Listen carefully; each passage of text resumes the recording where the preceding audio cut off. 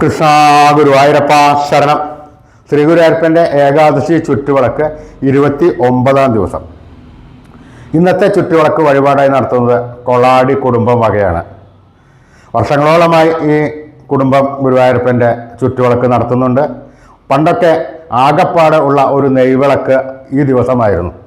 ഈ ദിവസം നെയ്വിളക്ക് കത്തിക്കുവാൻ ഭക്തജനങ്ങളുടെ തിരക്ക് ഉണ്ടാവാറുണ്ട്. ഇപ്പോൾ പിന്നെ പല ആൾക്കാരും നെയ്വിളക്ക് നടത്തി തുടങ്ങിയിട്ടുണ്ട്.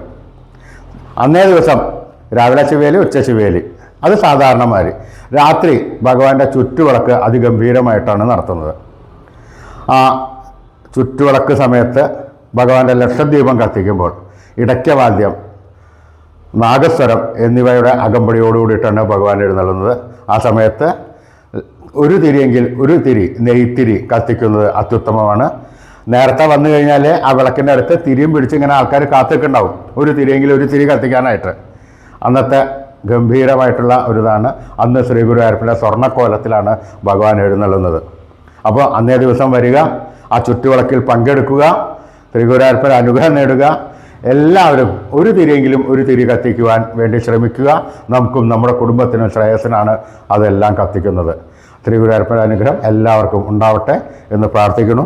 ഹരേ ഗുരുവായൂരപ്പ ശരണം.